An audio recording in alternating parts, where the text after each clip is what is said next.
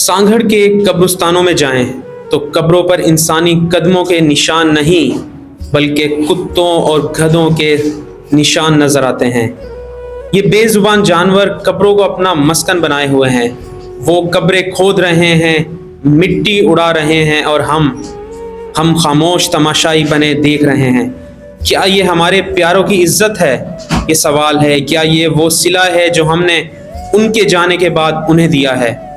ये सिर्फ मिट्टी की कब्रें नहीं है, ये हमारी यादें हैं, हमारी जड़ें हैं। जब कोई कुत्ता कब्र को नोचता है तो वो सिर्फ मिट्टी नहीं कुरेद रहा होता, वो हमारे दिलों को जख्मी कर रहा होता है। यकीन जानिए, ये बेहिसी की इंतहा है।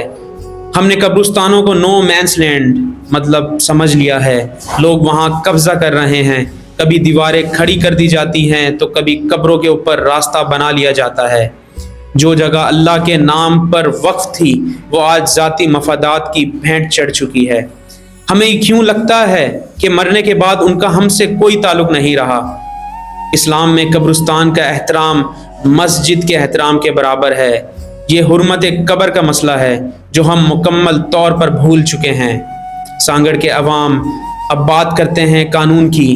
क्या आप जानते हैं कि कब्रिस्तान की ज़मीन पर कब्जा करना ना सिर्फ इखलाकी जुर्म है बल्कि कानूनी तौर पर भी संगीन खिलाफ वर्जी है। इस खिलाफ वर्जी का क्या है, हम आपको बताते हैं। कब्रिस्तान की अराजी वक्फ होती है, उसे किसी भी सूरत में फ़रोख्त या ज़ाती इस्तेमाल में नहीं लाया जा सकता। ये आप, मैं, सांगड़ की बाशऊर अवाम जानती है।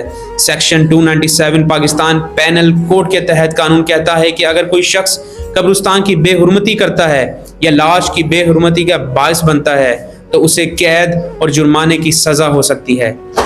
सांगड़ की म्यूनसिपल कमेटी या ज़िली इंतज़ामिया पर यह फ़र्ज़ आयद होता है कि वो कब्रिस्तानों की चार दीवारी को यकीनी बनाएं, उनको तहफ़्फ़ुज़ दें। और अब बात करते हैं उन सफ़ेद पोश अफसरान की जो हम करते आए हैं, जिनकी नाक के नीचे ये सब कुछ हो रहा है। कि आपके ज़मीर पर मोहर लग गई है या आपकी कुर्सियों के पाए कब्रिस्तान की मिट्टी से ज़्यादा कीमती हैं?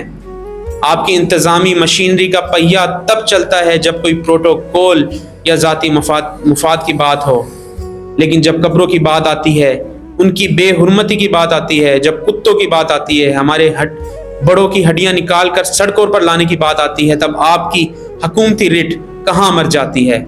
शर्म आनी चाहिए आपको। तनख्वाहें आप आवाम के टैक्सों से लेते हैं, सहूलियात आप प्रोटोकॉल में इस्तेमाल करते हैं, लेकिन क्या एक कब्रिस्तान की चार दीवारी बनाना आपकी अहलियत से बाहर है? बिल्कुल नहीं। हम जानते हैं ये हो सकता है। हकीकत तो यह है कि आप सिर्फ जिंदा लोगों की नहीं, मुर्दों की भी हक तलफी कर रहे हैं। ये इंतज़ामिया नहीं, ये बेहिसी का एक ऐसा मजमुआ है जिसे अपनी जिम्मेदारी का एहसास तक नहीं।